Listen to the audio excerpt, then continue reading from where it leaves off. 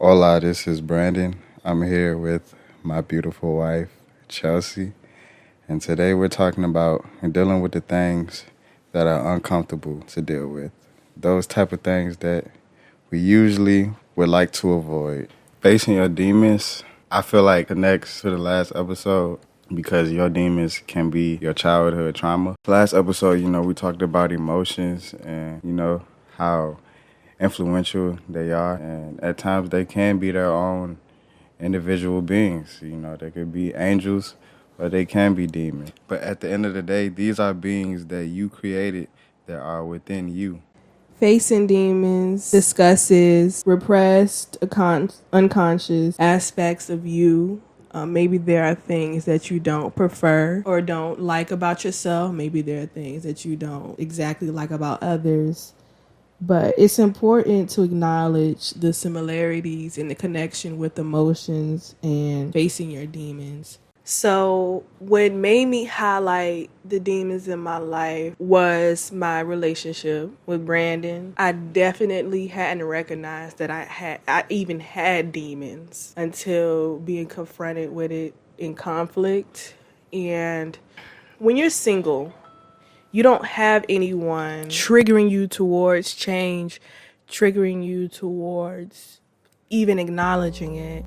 I previously, before being in a relationship, for example, I didn't believe in expressing my needs and my concerns because I subconsciously learned and collected. This is the information that I gathered in my subconscious. And we're going to have an episode about subconscious and unconscious mind. But this belief that what I say, it doesn't matter. The people responsible or the people that I'm telling my needs to, they're not going to do anything to fix it. They're not going to assist me in catering to my needs. None of that. So I came to a point in my life, 19, 20 years old, engaging in a relationship or starting to talk with Brandon, I learned that it was wrong.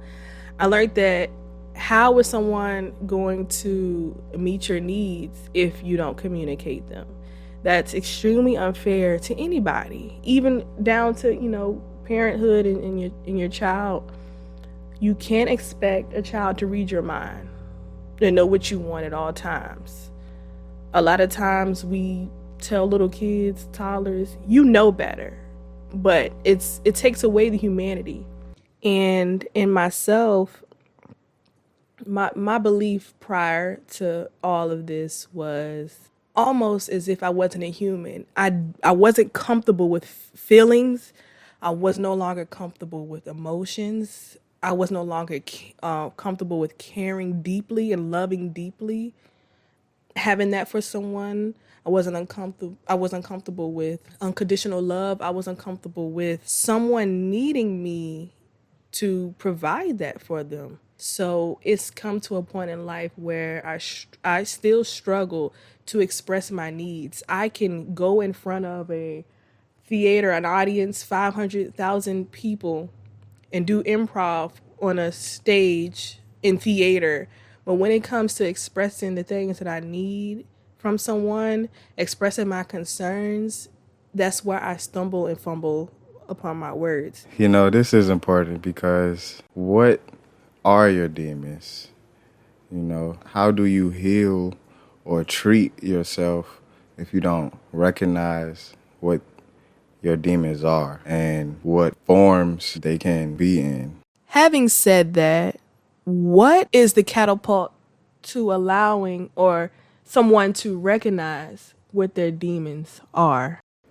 Okay, so how does someone recognize what their demons are? By getting married.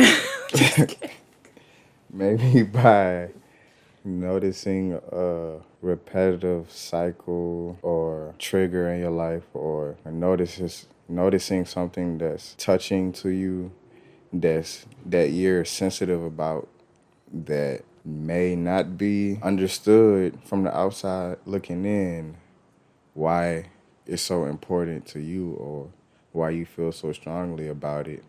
But it's because it's one of those forms of that quote unquote demon that you're dealing with.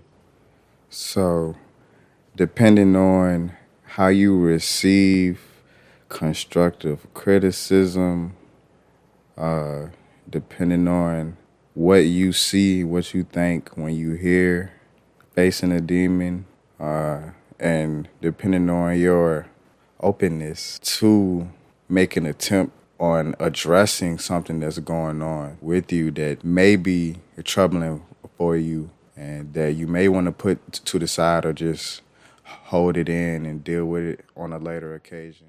Because use an example, me feeling the need to repress things, that was a demon. That's a demon that was formed years ago.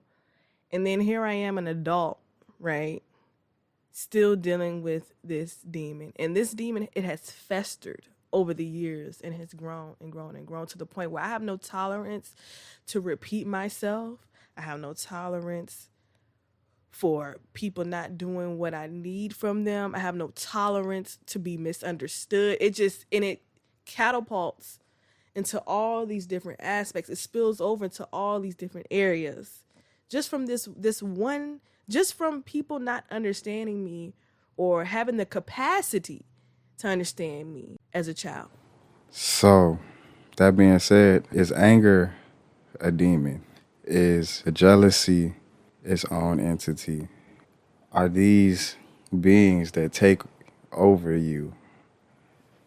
I believe that emotions can take over you, but I don't believe that they're demons per se. I would say that they could be entities, because when you think about entities, we think about entities like passing through beings separate outside of us, and entities can also possess. So our emotions have the ability to possess. When, for instance, if you're super angry, something has you livid, you could black out, go have outer body experiences. So it's definitely important to take these things into consideration and figure out the root to each and every emotion that you have. And having emotions is a human thing and it's a normal thing, and I don't want to disregard them as not being such. But when we break down, in my opinion, when we break down what demons are, I see demons as if, i.e., codependency, perfectionism, addictions, people pleasing, the list goes on and on, because these are things that you can work on. These are things that you can outgrow. These are things that you can build yourself out of. Emotions are tricky because we believe as we know it, we believe that we'll be dealing with emotions until we leave this earth. Even if you're angry and you don't express it by lashing out, you may still feel anger for situations outside of you, for family members, for loved ones. You still can feel anger, but the way that you react may not be so drastic. So I don't want to come from a place saying that, emotions are entities, get rid of them. Now, you said if you get a certain amount of angry, you black out. So you don't know what you're doing in that moment. You're so angry, you're out of your body and basically out of control of what you're doing. That sounds like possession to me. Here's my point. Every time you're angry, do you lash out and black out? No. So it's not, anger within itself is not an entity. You can allow it to possess you. There are times and there are people that don't have emotional regulation, and we've been there. There's just no emotional regulation. You can recognize that you're angry, and that's all that it is. It stops at the recognition. And you allow it to take over. There's a difference. Emotions themselves are not entities, but we can allow them to become entities and to possess our bodies. Destroying our character, what we developed, our reputations, relationships. It can go that far. Right. So this podcast has been about recognizing what exactly are your demons. Are they just issues within yourself that have grown to become blockages in your life? Or are they these external beings controlling you, taking you over your emotional states when you allow them to? Some important characteristics or attributes of emotional intelligence that I like to discuss are being socially aware, empathy, being self-aware, knowing how to self-regulate, and what drives you, or in other words, your motivation. So when we discuss motivation, there are two ways that we're motivated, internally and externally. But as far as for this topic, we want to discuss internally because we want to discuss the things that we can control. We often would like to control others, manipulate and maneuver situations to how we best see fit. But in a world with 7 billion people, it's just not going to happen. So we need to shift focus on internal motivation. So how we can internally motivate ourselves, or how to recognize that, is it's basically the ability to make yourself work with little to maybe no any pressure from others, such as being curious about life in a way that you want to, see your potential, figure out your passions, your desires, wanting to see your visions come to life, working towards things, and having control over your productivity and your emotions and your mind, your soul, your aura, all these things. What drives you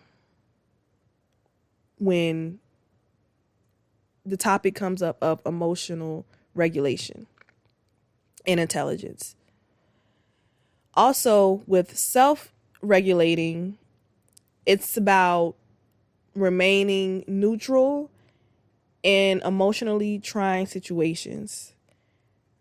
When you go out, or just you're in there's a situation that comes, or circumstances in your life that happen, and they just make you emotional. You don't know how to deal with it. But there are steps that you can take to regulate yourself. Grounding techniques, meditation, getting to yourself, sitting still, putting a pause on the things around you, and recognizing what you can control. Regarding self-awareness, the ability to evaluate how you socially interact and your behavior and how it's perceived by yourself and others in an environment where you're not alone. Self-reflecting on those loops and the patterns that Brandon previously mentioned would do an extensive job in aiding in that. When we discuss empathy, these are one of the things where I'm just kind of like about, because I truly believe that not everyone has the ability to show empathy to others. Not everyone has the ability to understand how others feel. And not everyone has the ability to put themselves in others' shoes, especially when the pain that, self is holding on the trauma that you're holding on, it oversees it, whatever else is going on outside of you. So I think it's important to understand just how heavy it is, the things that are going on inside of you are. And also, I don't know if I mentioned social awareness. Yes, I did mention social awareness. The ability to pick up on social cues, how well you communicate with others, how well you're able to regulate your emotions with others. That's a big deal, because we know that while we're here, we're in an imperfect world where we have to deal with others. There's no going around that. We need others for whatever God was thinking. It is by our design to engage in community. I've said often, and I didn't realize back then in my life, I said I wish that I could be in a world just by myself. That way I'm not displeasing anyone.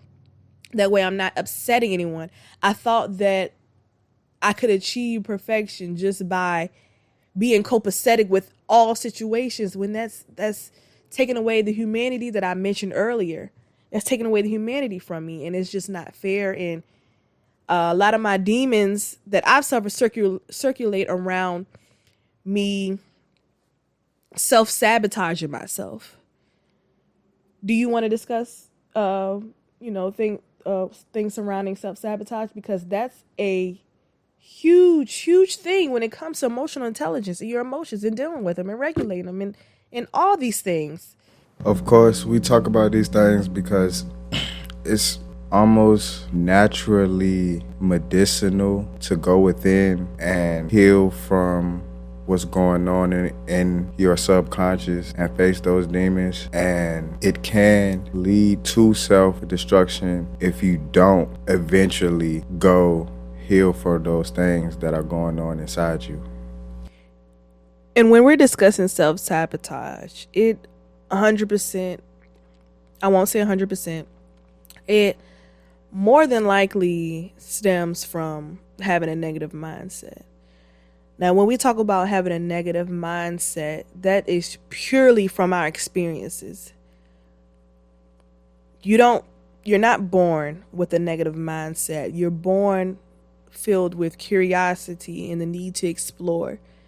Our experiences is what shapes a negative mindset. And listen, everything is just full circle, because negative mindset from the subconscious mind and the unconscious mind, it goes deep.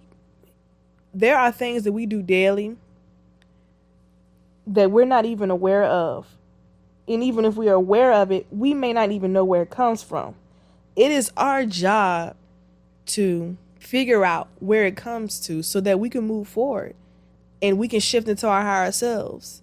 Because I may not know what everybody's passion or purpose is on this earth, but it is to be better. It is to grow. It is to raise up yourself and those around you. I know that for a fact. We did not come here to hurt and to harm.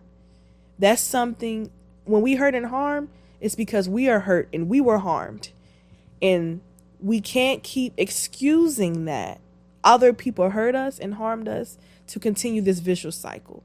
So not only is it a possibility of us hurting others, there is a possibility that a lot of us are hurting ourselves.